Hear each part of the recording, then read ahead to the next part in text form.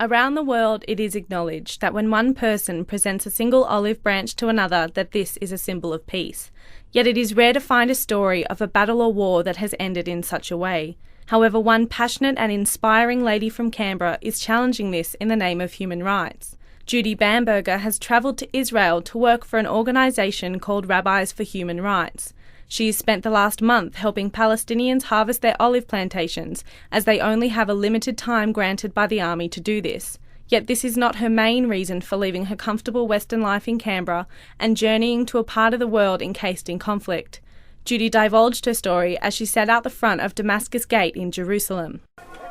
In 1973, I came to Israel the first time, and I was young and idealistic. I was really concerned that America was going to get in another war. So my involvement started that way in 1973. But then in about 2002, in response to the Second Intifada, the Israelis did an incursion and really devastated a lot of Palestinian infrastructure, society, social, health, education, economy. And I just said, this is wrong. This is being done in my name as a Jew. I have to do something. However, volunteering in Israel is understandably met with its challenges.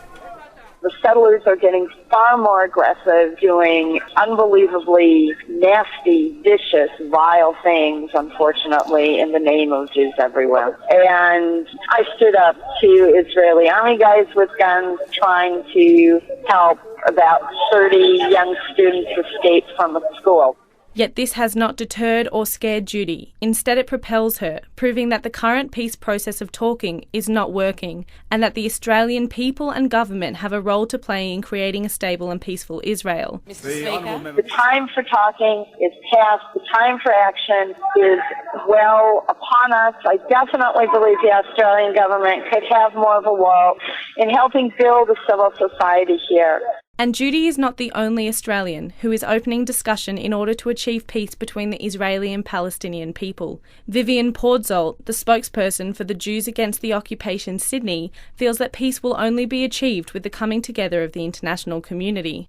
Well, I think the greatest hope lies in the non-violent resistance of the Palestinian movement, which is joined very actively by Israeli peace activists and international solidarity activists. And this is where people are together, and this is where the hope lies, in this kind of solidarity side by side, fighting for something good for both people. Though it may not be as easy as just sitting the Israeli and Palestinian governments down and mediating their conversations in order to gain peace. Moammer Mashni from the group Australians for Palestine, who has his heritage entrenched in the battle for Palestine with his father fighting in a war against Israel, admits that future negotiations will be hard as Palestine has very little left to negotiate. The Palestinians are in a position where they have very little left to offer other than to say we're ready to come to the negotiating table so long as it is a fair and balanced situation that or negotiations that we're entering into.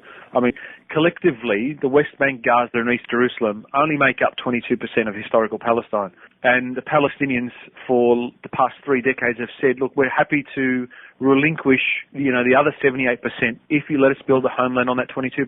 But you only need to scratch a little bit beneath the surface and you'll find that as far as Israel's concerned, they need the whole of the land of historical Palestine. Nevertheless, within the Palestinian community and government representatives, there is still a positive outlook for the future of the Palestinian and Israeli relationship. The ambassador for the General Delegation of Palestine to Australia, New Zealand and the Pacific, Isaac Abul-Hadi, is positive there will be peace in his lifetime. When Obama said that I'd like to see a Palestinian state in his last speech in the United Nations, this year we may witness, another country to be there. So in spite of this gloomy situation and as if we reach the block with the Israelis, I don't think so. I think at least now we're talking to each other and we understand the main key issues of the problem. In talking to both Israelis and Palestinians, it is clear that no matter which party a person belongs to, they want human rights violations to end and the two nations to coexist side by side. So as we wait for the governments to resume their peace talks, it's left to the voice of the people in Israel and Palestine and around the world to stand up for the rights of individuals and to demand peace. Ha'anasim ve'emet rotzim shalom. אנשים באמת רוצים להתיישבים ביחד. The people here really want peace. The people here really want to live together.